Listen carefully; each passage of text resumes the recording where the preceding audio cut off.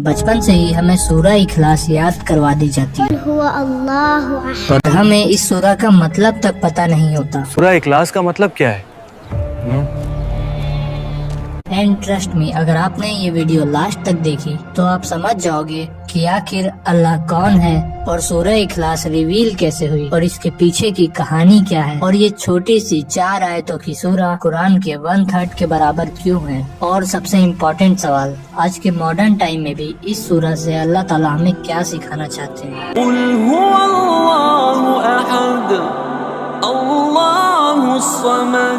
अब ये कहानी की स्टार्टिंग होती है मक्का के उस टाइम से जब लोगों के दिल अंधेरों से भरे हुए थे। हर गली हर बाजार में पत्थर के बुत सजाए हुए थे। काबा के आसपास चारों तरफ मूर्तियां ही मूर्तियां थी। हर कबीला अपने खुदा का मालिक था। कोई कह रहा था ये हमारे बारिश का देवता है, कोई कहता है ये हमारे परिवार का रखवाला है। ये हमारा बारिश का देवता है, देख कितना सुंदर है। हाँ, और ये हमारे परिवार का रखवाला है, हमेशा हमारी रक्षा करता है। यही था मक्का का माहौल, अंधविश्वास से भरा हुआ था। लोग उनसे दुआ मांगते थे, उनके सामने सजदा करते थे और समझते थे कि यही उनके रब है। अरे भाई, नया बुत आया है यमन से, देखो कितना सुंदर है, कांटे के पत्थर से बना हुआ, बिल्कुल जिंदा जैसा लगता है। वाह, सच में कमाल है। लाओ इसके लिए चांदी के गहने और सोने की सजावट भी बना देते हैं, सबसे अलग दिखेगा। ऐसा था मक्का का माहौल जहाँ रिलीजन एक बिजनेस बन चुका था। मूर्तियाँ बनाना, बेचना, इबादत करना सब एक पैसे कमाने का जरिया था। और इस पूरी डार्क सोसाइटी में एक ऐसी रोशनी थी जो सबसे अलग थी, मोहम्मद सल्लल्लाहु अलैहि वसल्लम।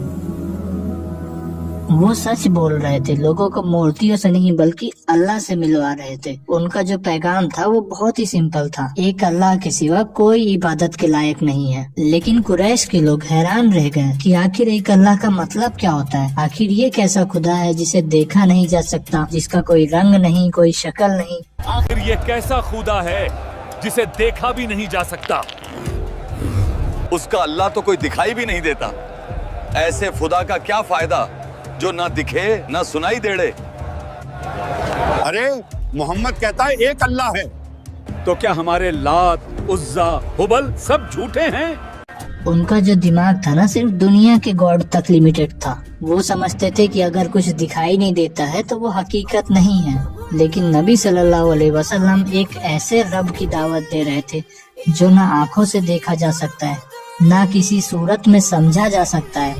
एक ऐसा रब जो सब कुछ देखता है लेकिन खुद किसी का मोहताज नहीं।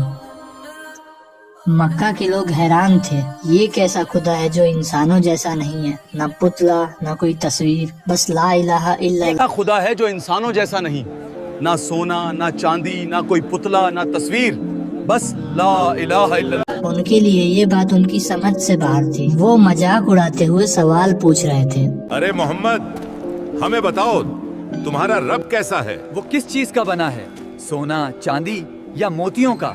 उन्हें लगता था कि रब भी उनकी मूर्तियों जैसा ही होगा, जिसे हाथों से छू सकते हैं और जरूरत पड़ने पर दुआ मांग सकते हैं। लेकिन नबी सल्लल्लाहु अलैहि वसल्लम मुस्कुराए, उनका चेहरा सुकून से भरा हुआ था। उन्होंने कोई जवाब नहीं दिया क्योंकि अब जवाब आसमान से आने वाला था।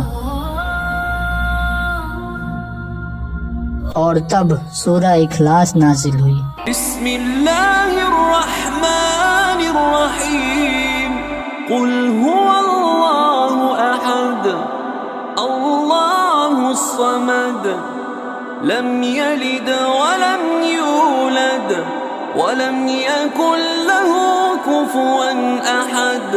सुभान अल्लाह, ये तो रब का तारुफ है अपने अल्फाज में। अल्लाहु अकबर।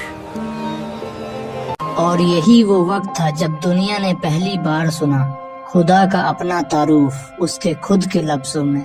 सोचो, वो लोग जो सोच भी नहीं सकते थे कि एक रब बिना तस्वीर के हो सकता है, उनके लिए ना ये सूरह एक टर्निंग पॉइंट था। ये सिर्फ कुरान का पैगाम नहीं था, ये उनके सोचने का तरीका बदल देने वाला रिविलेशन था।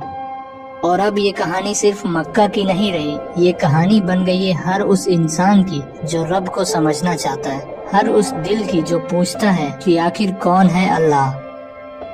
और इसका जवाब कुरान की इस सूरह में है। आइए अब इस सूरह को आसान तरीके से समझते हैं।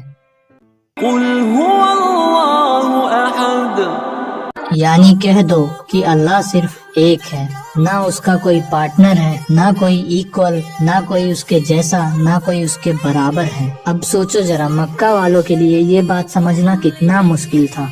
वो तो हमेशा से अलग अलग खुदाओं को मानते थे। बारिश के लिए अलग गॉड, पैसे के लिए अलग गॉड और हेल्थ के लिए भी अलग गॉड।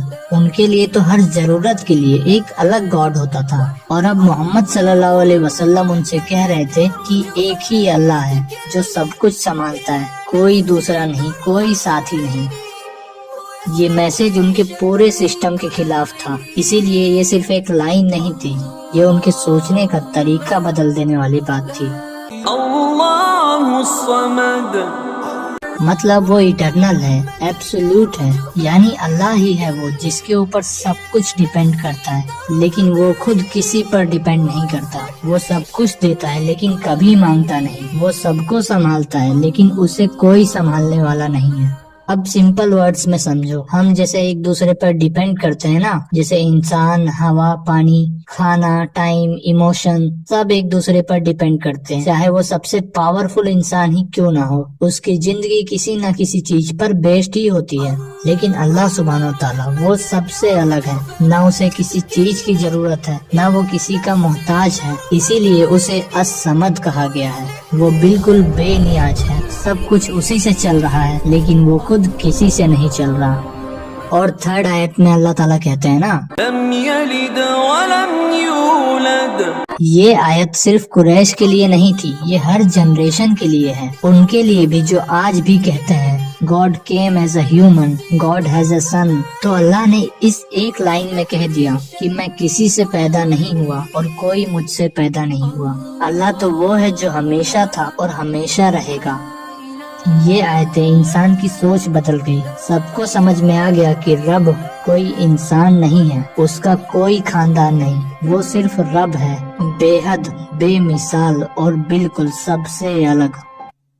अब जो ये लास्ट आयत कहती है ना, ولم يكن له كفوا أحد there is no one equal to him, कोई उसके बराबर नहीं, कोई उसका मुकाबला नहीं, कोई उसकी मिसाल नहीं। अब यह सूरह हर उस इंसान से कहती है तुम्हारा रब उन सब से अलग है जिनके पीछे तुम भागते हो। उस रब के जैसा पूरे जहान में कोई भी नहीं।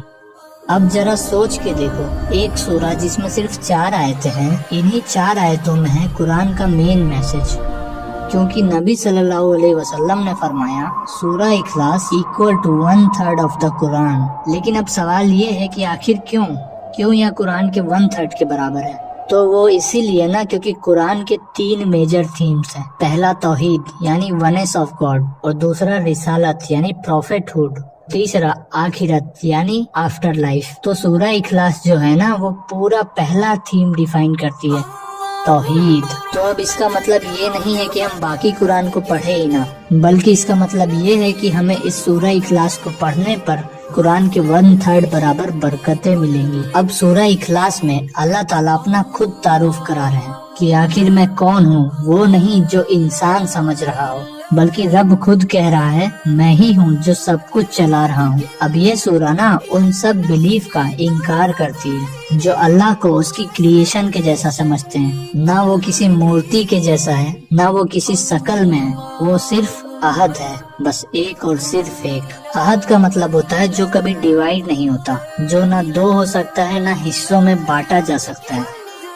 अब यह सूरह हमें एक रियलिटी याद दिलाती है कि हर टाइम, हर हालात में हम उसी पर डिपेंड करते हैं। जब हम रो रहे होते हैं तो वो सुन रहा होता है, जब हम गम में होते हैं तो वो पास होता है, और जब सब छोड़ देते हैं ना तो सिर्फ वही होता है।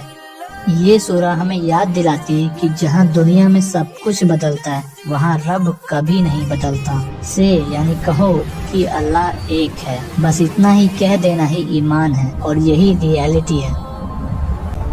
सूरह इखलास ने हमें बताया कि अल्लाह सिर्फ एक है, ना उसका कोई पार्टनर ना। भाई सच में ये सूरह इखलास हमें सिखाती है कि सिर्फ एक ही अल्लाह है। हाँ, और वही सब कुछ संभालता है, हमें हर हाल में साथ देता है। सोचा नहीं था कि सिर्फ 4 आयत इतनी बड़ी बात बता देंगी। सच में आज के टाइम में भी یہ ہمیں ریمائنڈ کراتی ہیں کہ بھروسہ کیول اللہ پر ہونا چاہیے. Sometimes it feels like we have lost everything.